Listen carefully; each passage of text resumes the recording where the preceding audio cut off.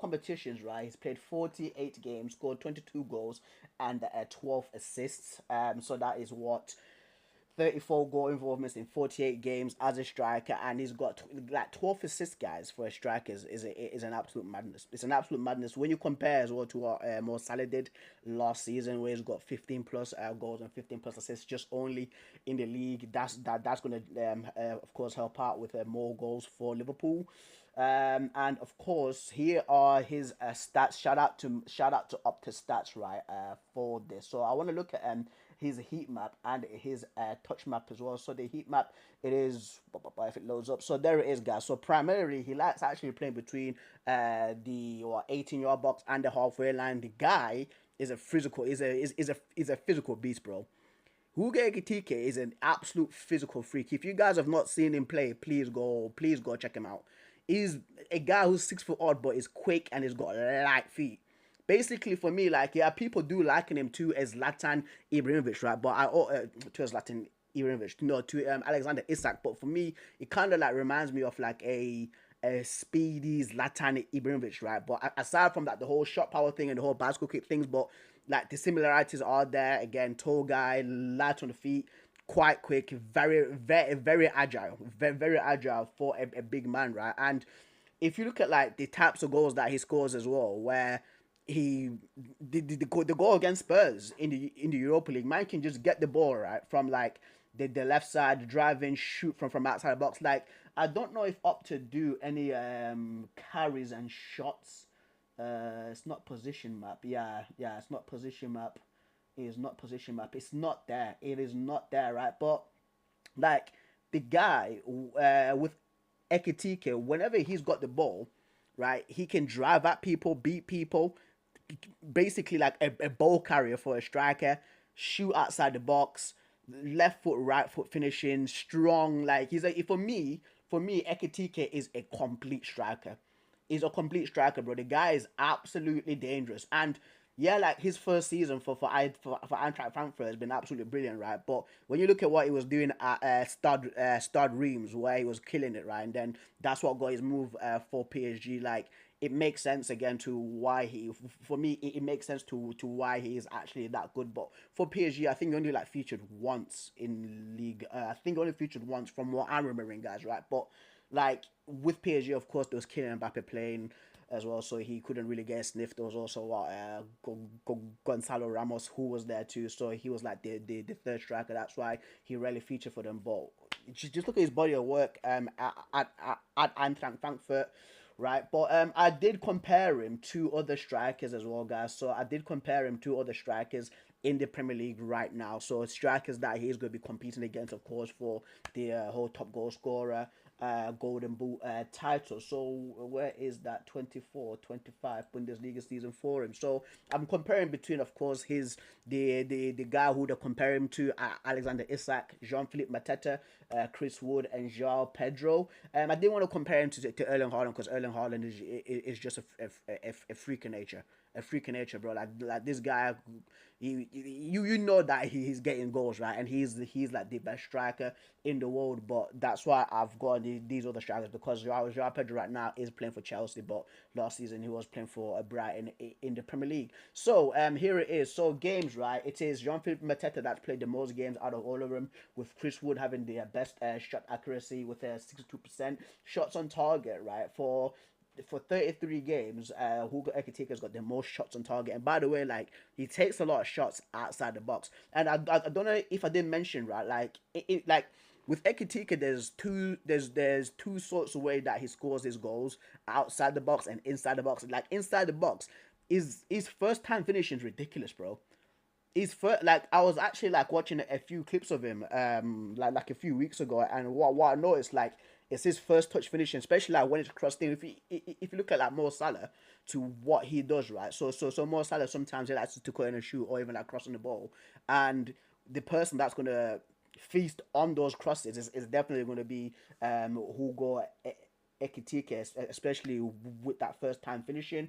Um, Penalties taken, Joao Pedro, yeah, five penalties scored, and for me, like for me, I would say Joao Pedro is top five best penalty takers in the Premier League. Of course, Alexander Isak with the most goals, while Chris Wood came in second place. The most penalty goals once again. It is going to be Joao Pedro again. Five out of five penalties for Joao Pedro is absolutely ridiculous. Goals from inside the box, that is Alexander Isak with 3, and then goals from outside the box, that is Alexander Isak again with 3. Conversion rate, Chris Wood has got the better conversion rate with a 35%. With the assists, Hugo Ekitike has got the most assists for a striker. Once again, the link-up play that he has to what he can do is even again driving with the ball, releasing the ball, driving with the ball, shooting the ball, the tidy footwork, like his first touch as well. Like it's so complete. He's so complete, bro. He is a freak of nature.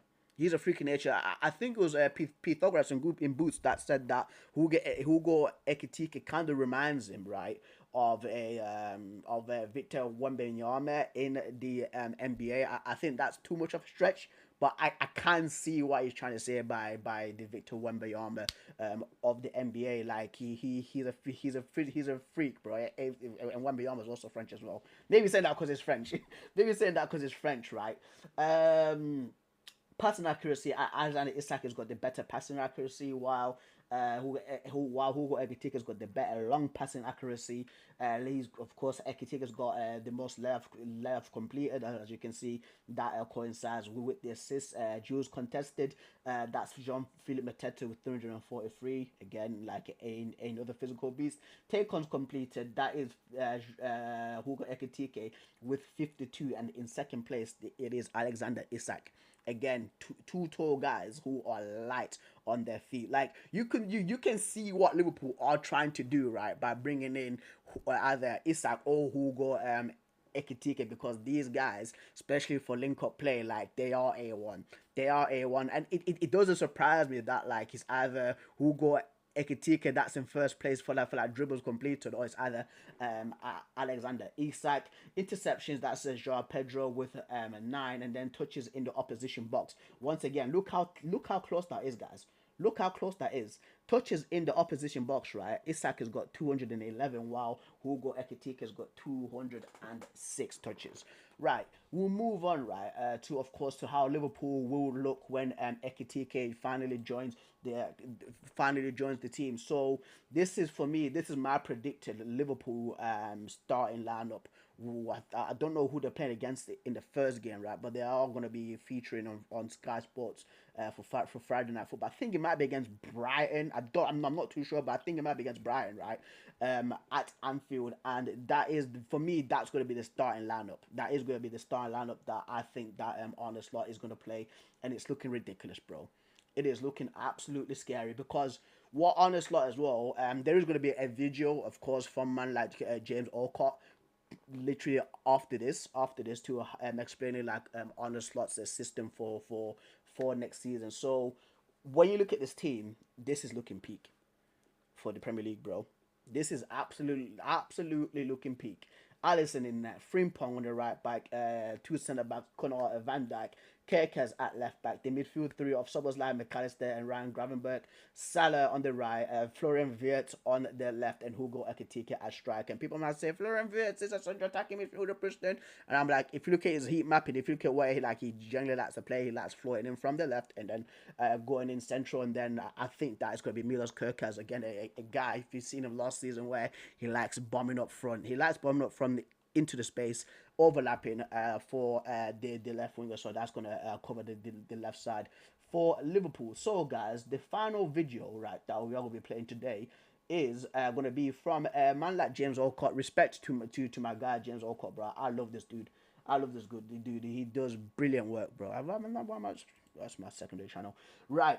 So here it is. I've subbed to the guy, bro. Like I can't believe I didn't sub to him on my secondary channel. So let's get up their playback speed and let's see how Slot is already one step ahead with new tactics. Let's get it on. under Arne Slot next season, and I'll be explaining why Frimpong and Kerkez will reinvent Slot's build-up tactics, why Mo Salah is in line for a brand new role, and the unexpected position that Florian Wirtz could play in. So how will these new signings change Liverpool? And what exactly are Slot's new tactics? So last season, Slot's formation was routinely 4-2-3-1 during build-up, and the goalkeeper would typically play short passes to his defenders. This season you've got Mamardashvili, who's going to be competing with Alisson Selly at some point, but I expect Alisson to still be the regular starter next season. But in the first phase of build-up, Trent's positioning is quite reserved, something that you'd often see from both fullbacks actually. And this was really interesting because it impacted Trent's chance creation last season, and it was his worst season for open play chances created since 2018-19. And that's probably because I think Arne Slot knew that he was very likely to be on his way out of the club. And so despite this, Trent still had a great impact, making excellent long-range passes from deep areas, often looking for the runs of Salah in doing so. What's weird here is his replacement, Jeremy Frimpong. He is not that. He's completely, like, Jeremy Frimpong is a completely different player to what Trent Alexander-Arnold is. Type of fullback. He likes to stay as high as possible. He hardly ever touches the ball in build-up. I mean, look at how this compares to Trent's heat map. But that's exactly the point. Slot gave us a glimpse of a potential new system when he adapted after Robertson's red card against Fulham earlier in the season. Slot moved Gravenberch deeper, alongside Van Dijk and Joe Gomez, essentially creating a back three with Robertson off the pitch. And so to understand what this means going forward, we now need to talk about the other fullback in the picture here, Milos Kerkez. Because when Liverpool bought Frimpong, most expected a more defensive left-back to counterbalance his extreme attacking approach, especially with the past that he's had with players like Gertrude. He's not played with two out-and-out fullbacks, but it would seem that is not the case. Kerkez, if he comes in, is another player that regularly bombs forward, as you can see from his heat map. So, who did he score the goal against? I think it was against Newcastle, weren't it? At St. James's Park. If you guys remember when Milos Kerkez won the ball, and I think it was against Newcastle, guys, where he turned right, caught on his left, and then shot. I think it was against Newcastle, bro. Like, Milos Kerkez loves bombing forward. I think for Hungary, sometimes he even plays like left wing because he wears number 11. How is Slot going to find the balance in this team when Frimpong wants to be here and Kerkez wants to get forward into these positions? Well, I've got an idea. Because on paper, it sounds like it could be something like this. However, given what we know about Kerkez and Frimpong, they are likely going to want to have high starting positions due to their attacking nature. And even if Kerkez is a little bit more reserved, there's still an imbalance there. And I think this could be the possible solution. For me, what I'm thinking as well, right, I think it might transition to like a 3-4-3, like mid-game, if you guys know what I mean, because at the start, people might see it as a 4-3-3, right, with like the midfield three of Soboslai, like McAllister, and Ryan Gravenberch. But Ryan Gravenberch is a guy that's going to come back and to form a back three with Virgil van Dijk and Konate, while Frimpong and Kerkez will bomb up to make like the six up front. So it's going to be McAllister, it's going to be Florian Wirtz, Salah, Ekitike, Kerkez, and Frimpong. Tell you exactly why that is a little bit later on. Why do I know so much about a rival team, bro? Why? But by being used as an attacking midfielder in a 4-2-3-1, Slot's use of Dominik Szoboszlai, it has recently seen him dropping into deeper areas in build-up, and I think that's a bit of a clue. And when Szoboszlai receives the ball, you can see that a three-man defence was in fact formed. However, there are two key aspects here that will be different next season. Firstly, Robertson, one of the players forming the three, will likely become a second-choice left-back, it seems, next season with Kerkez's arrival. And whilst Kerkez could play in this role, it's just, it's not the best use of him, given how effective he is making powerful runs down the left and, of course, combined with the wings. And then, of course, you have Conor Bradley, who has inverted here, moving into midfield. And essentially, he's emulating Trent's instructions. However, just like Kerkez, this isn't going to be the best use of Frimpong moving forward, meaning that the slack will be picked up by the midfield. On paper, I think it will likely look something like this. In build-up, it's not impossible that it will look something actually like this. Kerkez will stay high, so will Frimpong. Szoboszlai dropping deep alongside McAllister, I think it could play a massive role in this. Gravenberch slotting between the two centre-backs for the first phase could be key too. In Slot's first season, Gravenberch was usually the receiver of the first pass. I think that McAllister might be behind his freaking centre-forward, you know. I genuinely do think that. That's meaning that he was the person that Liverpool looked to when passing the ball from the defensive third into that middle third as they look to transition through, you've guessed it, the thirds. So how do they overcome this if Gravenberch slots between the two centre-backs? Well, remember those triangles that we showed you earlier? well, they're still there. But the difference is, there's more of them now. Gravenberch slotting in allows for all of these players to be connected in the first phase of build-up. And this is a principle that Slot has even used before at Feyenoord. Slot used Gertrude to do this, an inverted right back. But obviously, you can't ask Frimpong to do this. It's a waste of his talents. It's a waste of his skills. So why it could is be nobody signed like Gertrude, bro? Why has nobody signed him, dude? That's crazy, because he's been linked to a lot of teams. He was linked with like Villa last season. I think they were trying to replace Matty Cash, but they've not signed him. Picking up these positions and unlocking those triangles. And the goal of having Gertrude in this position, it was to drag opposition players into central areas when they were pressing. And so this is where more triangles come into play for Liverpool. After the first pass and build-up has been made, you then enter the second phase where you can expect to be pressed by the opposition. And most teams press in a 4-4-2 now. And so these triangles, they just outnumber them. It's the new meta. By having this three-man line of Virgil van Dijk, Gravenberch and Konate, you outnumber the two forwards pressing for the opposition, meaning you always have an outball. And so that means that if Konate is now getting pressed by one of the two opposition forwards, he has the option of going back to Alisson, inside to Szoboszlai, or wide to Frimpong. So say he gives it to Szoboszlai and bypasses that opposition striker. It then becomes a question for the opposition of who presses Szoboszlai. Is it the winger, or does a centre midfielder then press him?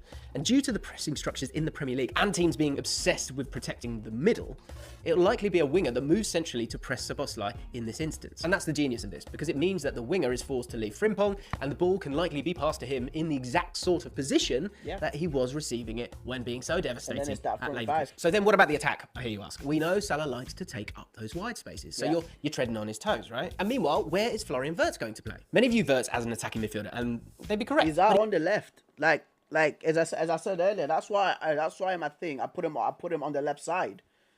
Like, people see like Florian Wirtz as a cam, but he likes being out on the left side and then floating through the middle. He isn't tied to this one position. He's excellent at drifting inside from the left, and it's not uncommon to see him in these wide areas. And whilst he's there, he's pulling off ridiculous pieces. Hence why I put my man on the left side, dude.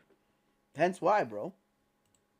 Skill like this. Close those legs. Naughty, naughty. What I will say is his natural instinct isn't to proceed into this space. It's to move inside and to work within those half spaces. And then there's going to be the overlap now for Milos Kerkez coming in. And that worked perfectly because Leverkusen had Alejandro Grimaldo holding the width on the left. And this assist that he provided to Jonas Hoffmann could hold some key indications as to how he intends to use Florian Wirtz, but also how he's going to use Mo Salah. And what this shows us is that Wirtz may not play as a 10 for Liverpool. I think he might play as a left winger. Firstly, we need to assume that Gravenberch will likely step back into the defensive midfield role after the first phase of build-up, allowing both these sorts of players, these left wingers, when you look at your Cole Palmers, right? Like Cole Palmer against PSG was playing on the right side, but he was not the one running past Nuno Mendes. That was actually Malo Gusto running past Nuno Mendes, because what Nuno Mendes was doing, like, he was confused, like, who should I mark? Should I mark Gusto? Should I mark Cole Palmer? If I'm marking Cole Palmer, that means I'm leaving space in behind. And I think this is a thing that's going to happen a majority of the time with Liverpool. Like Florian Wirtz is going to confuse a lot of right backs, because a lot of right backs will be thinking to themselves, like, if I mark Florian Wirtz and he likes to cut in, there's going to be space left in behind, and that's going to be, I was going to say Frimpong, that's going to be Kerkez running into that space. I think it's going to be the same thing for the right side, because Mo Salah, like Mo Salah can play in that little space there. Where's my mouse? He can generally drift into that little space there, bro. We've seen Mo Salah do this countless of times, even when he's even run across as well. We've seen him do this. Alistair and Szoboszlai to split into slightly wider positions and keeping the width. And the final third will be, as we spoke about, Kerkez and Frimpong. And because they're keeping such width, it opens the door to wingers stepping inside. Step up first, Florian Wirtz. And then the second person stepping inside is Salah. Bit of alliteration there. Last season, Salah was often starting in those wider positions and then looking to move inside into those central areas, often getting to that point, that's kind of corner point of the opposition's box, where he would do his damage, be it a shot, a cross, a pass and go, whatever it might be. And so with Frimpong doing that role, it's feasible that Salah will likely alter his starting position and be more central. But let's stop it there, because there is a problem with this tactic that we haven't addressed yet. It's all well and good, Szoboszlai dropping deep to form those triangles, but with him dropping deep, you don't have that central figure to pass to in the next phase. And therefore, I believe that Slot will be looking to strengthen in this area as well, because he could look to bring in a profile that they... In steps in Hugo Ekitike. don't really have, and they haven't had since Roberto Firmino, a striker that... Fuck me, dude. We're like, fam, they're thinking, we're like this, bro. We're like this, fam. I was like, the last centre forward, right, to come from, like, Germany, to play striker for Liverpool was Roberto Firmino, and he wasn't a through and through striker. Of course, with Ekitike, he's gonna be a striker, right? But he's got the ability to pull off what Firmino was doing. Like the guy again, like I said it multiple times during the stream. Like Ekitike's his footwork, guys. Watch him play. The guy is a freaking freak, bro. He's a freak, man. Somebody that tall, moving that fast, light feet, and like the dribbling, like he beats about 2 or 3 guys on these marauding runs before he shoots a freaking shot. It's crazy. It's crazy. Drop into midfield and link the play. By having this profile, it forces one of the opposition midfielders to latch onto him, and it breaks up that midfield. That's what I mean, bro. Oh my days, fam. I was literally sat, guys. I was writing notes. At work about this. I was like, Firmino used to do the same thing, but you had all the guys like running past him and shit like that. Field pressing structure once again. That opens up the half spaces and gives the wingers the ability to receive progressive passes and play through that press. Yeah, because the striker will be drawing the guys out. It's kind of similar to what PSG are doing. It's kind of similar with what PSG are doing right now, of course, with like Ousmane Dembele being the false 9 where he's dropping, and then you've got Kvaratskhelia, you've got freaking Desiree Doué running in behind, Hakimi running in behind, Nuno Mendes running in behind. That's why like Hakimi is scoring a lot of goals, because he's technically a free man. You get what I mean? He's technically the spare guy whenever they are making runs past this so-called striker who is Ousmane Dembele. This is such a unique profile for a striker. Forget Haaland and that type of target man forward. This requires a technical striker who is comfortable receiving the ball in tight areas. And so who will that be? Fucking hell, bro. Nah, fam. Nah, dude. Guys, you know what, right? You know what? Like, something you can tell which team has done the preparation for the players that they need, especially in the summer transfer. You can tell which teams have done the preparation there. You can tell which teams have been watching which players, right, they genuinely want to sign before the summer window has even started, dude. Like with Liverpool talk, because like they said that Isak is the dream target for them. And you can see the similarities between Isak and Ekitike, bro. I've got an idea. Who do you think it will be? Let me know in the comments. Oh, it's gone. It's gone. Tottenham But gonna look completely it's I think that video came out like a month ago. But basically the dream target was like Isak or Ekitike. But I want to go back and Liverpool are going to look the